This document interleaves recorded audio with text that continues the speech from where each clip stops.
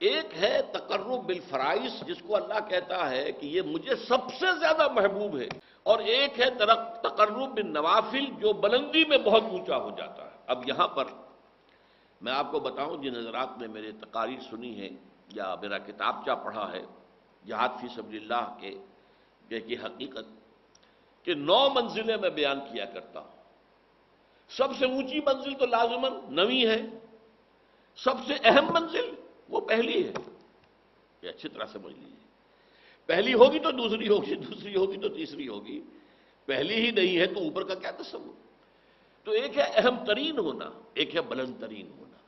بلند ترین 9ویں منزل ہے قتال فی سبیل اللہ، اور اہم ترین ہے اپنے نفس کے خلاف جہاد، ان تجاہد نفسک فی طاعت اللہ، یہ اہم ترین ہے، اہم ترین، وہ بلند ترین۔ اسی طرح حضور کی ایک حدیث میں آیا، صحابہ سے سوال کیا کہ تمہارے نزدیک سب سے خوبصورت ایمان کس کا ہے؟ عجب، عجب، عجیب، عجیب عربی زبان میں اردو میں ہم کہتے ہیں کہ جو کوئی نئی سی بات ہو، عجیب۔ عربی میں عجیب کے معنی ہے صرف خوبصورت کے، خوبصورت بات۔ سب سے زیادہ خوبصورت ایمان کس کا ہے؟ صحابہ نے کہا فرشتوں کا، حضور نے رد کر دیا، انبیاء کا رد کر دیا، ہمارا رد کر دیا۔ پھر فرمایا کہ سب سے ان اعجب الایمان خلقا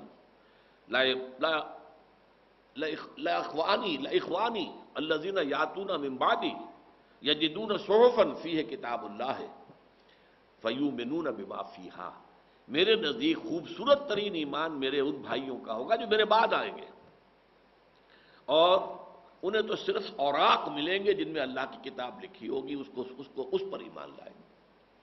اب دیکھیے، افضل ترین ایمان صحابہ کا ہے، کسی بڑے سے بڑے ولی کا ایمان بھی کسی ادنا سے ادنا صحابی سے بڑھ کر نہیں ہے، یہ نوٹ کر دیجیے، یہ ہمارا اجماعی عقیدہ ہے۔ افضل ترین ایمان صحابہ کا، لیکن خوبصورت ترین، عجب ترین ایمان یہ ہے کہ ان کا جو میرے بعد آئیں گے انہیں تو اللہ کی کتاب ملے گی اور آنکھ میں لکھی ہوئی، اس پر ایمان لائیں گے۔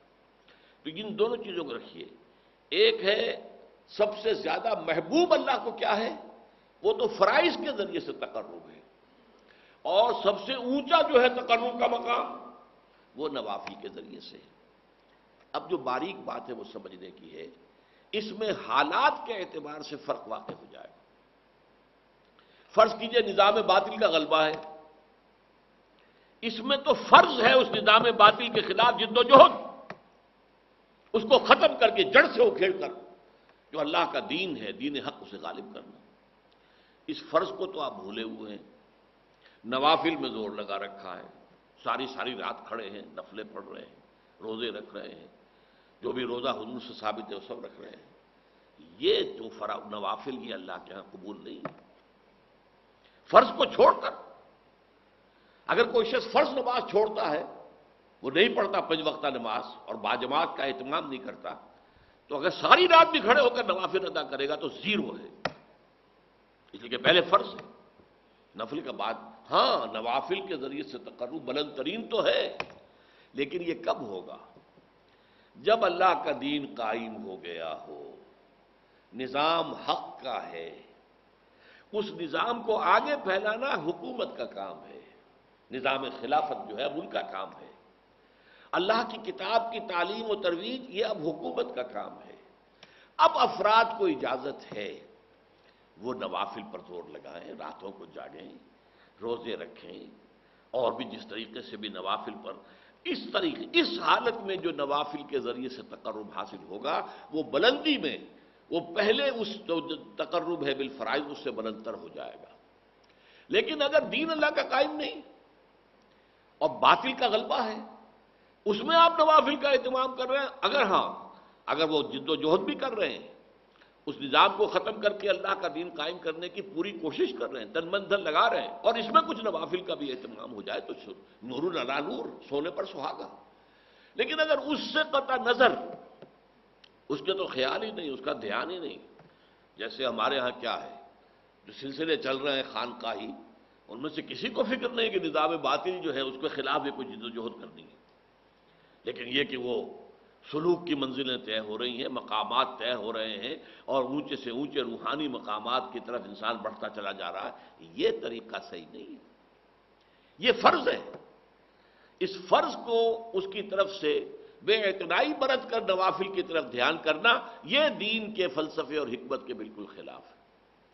میں اس کو ذرا اور زیادہ ہائی لائٹ کرنے کے لیے کہتا ہوں کہ فرض کیجئے، تصور کیجئے، جب دامن احد میں جنگ ہو رہی تھی اور مسلمان زندگی اور موت کی کشاکش میں تھے، اس وقت خود حضور جس طریقے سے زخمی ہوئے ہیں، اتنا خون آپ کا بہہ گیا کہ آپ بے ہوش ہو کر زمین پر گر گئے ہیں صلی اللہ علیہ وسلم. فدا ہو آباؤنا و امہاتنا. اگر اس وقت کوئی شخص مسجد نبوی میں بیٹھا ہوا نوافل پڑھ رہا ہے کھڑا ہوا، یا وہ کوئی نعت جو ہے پڑھ رہا ہے، یا کوئی بیٹھ کے تسبیح کر رہا ہے، تو اس کے بارے میں کیا رائے آپ کی ہوگی؟ وہاں تو حضور اور صحابہ جان کی بازی لگائے ہوئے، اور یہاں یہ نوافل میں لگا ہوا ہے. تو وہ نوافل تو زیرو نہیں ہوں گے، بلکہ اس سے بھی منفی ویلیو اس کی ہو جائے گی، وہ منافق شمار ہوگا. اسی طریقے سے اگر دین کا غلبہ ہے اور نظام خلافت قائم ہے تو بہت سے فرائض اس نظام خلافت کے ذمہ چلے جاتے ہیں، انڈیویجول اس سے بری ہو جاتے ہیں. اس نظام خلافت کو جب ضرورت ہوگی کہ فلاں محاذ پر 10,000 آدمی چاہیے، وہ 10,000 آدمی نکل آئیں گے تو باقی سب کی طرف سے فرض کفایہ ادا ہو گیا. وہ گھروں میں سوئیں یا رات بھر کھڑے رہے، نوافل رکھیں پڑھیں یا روزے رکھیں، بالکل ٹھیک ہے. یا کسی علمی کام میں لگے رہیں، تفسیر لکھنے میں لگے رہیں، حدیثیں جمع کرنے میں لگے رہیں، فقہ کی بحثیں جو ہے وہ کرنے میں لگے رہیں، ٹھیک ہے، بالکل صحیح ہے. لیکن اگر غالب جو ہے نظام وہ باطل کا ہے اور اس کے خلاف جد و جہد نہیں ہو رہی، تو پھر یہ سارے کام جو ہیں یہ زیرو سے ضرب کھا کر زیرو ہو جائیں گے. پرائمری امپورٹنس ہوگی اللہ کے دین کو قائم کرنے کی جد و جہد. یہ ہے فرق تقرب بالنوافل اور تقرب بالفرائض کا.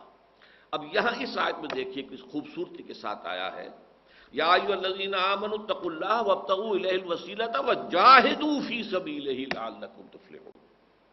جہاد کرو اس کی راہ میں، یہ ہے فرض. نوافل اور رات کو کھڑے رہنا یہ نوافل ہے. روزے رکھنا نوافل ہے، روزے رمضان کے فرض باقی نفلی ہیں. لیکن جہاد، اللہ کی راہ میں جہاد، جد و جہد، جان اور مال کا کھپانا، کس لیے؟ تاکہ اللہ کا دین قائم ہو، اللہ کا نظام برپا ہو جائے. یہ ہے گویا کہ تقرب اللہ کا سب سے بڑا وسیلہ جو یہاں بیان کیا جائے. کیوں کہ اس وقت صورت کیا تھی کہ حضور اور صحابہ اس جد و جہد کے اندر تھے. وہ تو آپ کو معلوم ہے کہ جو جد و جہد کر رہے تھے اس میں جانیں مال کھپا رہے تھے، جانیں دے رہے تھے صحابہ کرام. یہاں تک کہ حضور کی اپنی تمنا اور آرزو یہ تھی لوددت ان اقتل فی سبیل اللہ ثم احیا ثم اقتل ثم احیا ثم اقتل. میری بڑی خواہش ہے میں اللہ کی راہ میں قتل ہو جاؤں، پھر زندہ کیا جاؤں، پھر قتل ہو جاؤں، پھر زندہ کیا جاؤں، پھر قتل ہو جاؤں. ایک طرف تو وہ حضرات ہیں.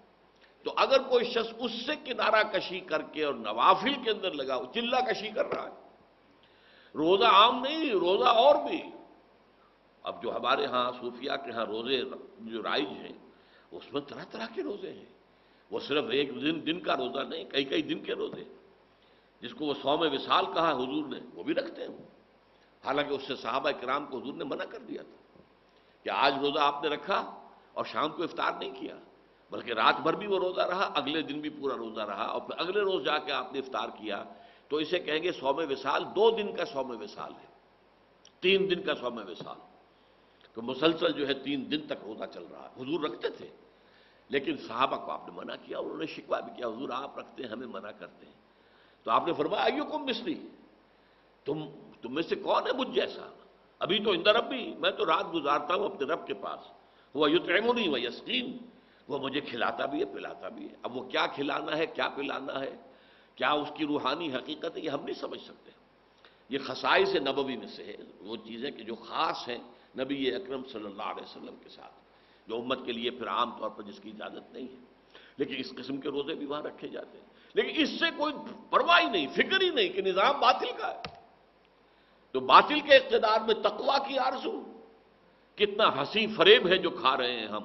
وہ متقی بھی بن رہے ہیں، شیخ بھی بن گئے ہیں، شیخ المشائخ بھی بن گئے ہیں، اور وہ زبدت جو ہے مرشدین بھی بن گئے ہیں، سب کچھ ہو گئے ہیں. لیکن یہ کہ اس باطل کے خلاف کوئی کشمکش ہے ہی نہیں، اس کے خلاف کوئی جد و جہد ہے ہی نہیں. اس کے ضمن میں تو پھر وہ حدیث میں نے بارہا سنائی ہے اور مولانا اشرف علی تھانوی رحمۃ اللہ علیہ نے اسے جو انہوں نے مرتب کیے تھے خطبات جمعہ، ان میں جو دوسرا خطبہ ہے اس میں اس حدیث کو کوٹ کیا ہے۔ اوح اللہ عز وجل، یہ بھی حدیث قدسی ہے۔ حضور فرما رہے ہیں کہ اللہ تعالیٰ نے عز وجل نے حضرت جبرائیل کو وحی کی۔ اوح اللہ عز وجل الی جبرائیل علیہ الصلوۃ والسلام ان اقلب مدینۃ کذا و کذا باہلھا، کہ فلاں فلاں بستیوں کو تلپٹ کر دو، الٹ دو ان کے رہنے والوں کے اوپر، ہلاکت، وہ ہلاکت کے جو عامورہ اور صدوم کی بستیوں پر آئی تھی، جو جس کی طرف حضرت لوط علیہ السلام بھیجے گئے تھے۔ اقلب مدینۃ کذا و کذا باہلھا، رہنے والوں سمیت الٹ۔ قال فقال، حضور فرماتے ہیں کہ اس پر حضرت جبرائیل نے عرض کیا بارگاہ خداوندی میں، یا رب ان فیہا عبدک فلانا لم یعصک طرفۃ عین، ان بستیوں میں تو تیرا فلاں بندہ بھی ہے جس نے آج تک پلک جھپکنے جتنی دیر بھی معصیت میں بسر نہیں کی، اس کے تقویٰ کا عالم یہ ہے۔ یہ گواہی کون دے رہا ہے؟ کوئی کرائے کا گواہ نہیں ہے، کوئی کرائے کا وکیل نہیں ہے، جبرائیل ہے۔ اور کہاں گواہی دے رہا ہے؟ بارگاہ خداوندی میں، جہاں ابو جہل بھی جھوٹ نہیں بولے گا۔ تو فرمایا قال فقال ان فیہا عبدک فلانا لم یعصک طرفۃ عین، قال فقال، اب حضور فرماتے کہ اللہ نے فرمایا اقلبھا علیہ وعلیہم، الٹو ان بستیوں کو، پہلے اس پر پھر دوسروں پر۔ فإن وجہہ لم یتمعر فی ساعۃ قط، اس لیے کہ اس کے چہرے کی رنگت میری حمیت، میری غیرت کی وجہ سے کبھی متغیر نہیں ہوا۔ منکرات پھیلتے رہے، شریعت کو پاؤں تلے روندا گیا، شریعت کی اور اللہ کی دی ہوئی قوانین کی دھجیاں بکھیر دی جا رہی تھیں، اور پھیل رہا تھا گناہ ہر طرف، اور یہ لگا ہوا تھا تو فقط اللہ اللہ اللہ، خانقاہ میں بیٹھا ہوا۔ ظاہر بات ہے خانقاہ میں جو بیٹھا ہوگا اسے گناہ کرنے کی کیا ضرورت ہے؟ نہ زندگی کے وہ میدان میں ہے، نہ معاش کا کچھ سلسلہ ہے، کوئی کچھ دے گیا، کسی نے کوئی ہدیہ پیش کر دیا، اس سے جو ہے وہ گزارا کر رہے ہیں، تو گناہ کا معاملہ کیا ہوگا وہاں؟ اور پھر وہ خانقاہی ماحول کے اندر ظاہر بات ہے کہ نہ کہیں عورتیں نظر آئیں گی، نہ کہیں عریانی نظر آئے گی، وہ تو اپنا خانقاہ کا ماحول ہے، اس کے اندر رہ رہے ہیں۔ لیکن یہ کہ اس خانقاہ سے باہر جو کچھ ہو رہا ہے، جو منکرات پھیل رہے ہیں، جو کفر پھیل رہا ہے، جو گمراہیاں پھیل رہی ہیں، جو شریعت کی دھجیاں بکھر رہی ہیں، اس پر اسے فکر ہی نہیں۔ یہ تمام فی ساعۃ قط، اس کو یوں سمجھیے کہ اگر کوئی شخص کسی کو ماں کی گالی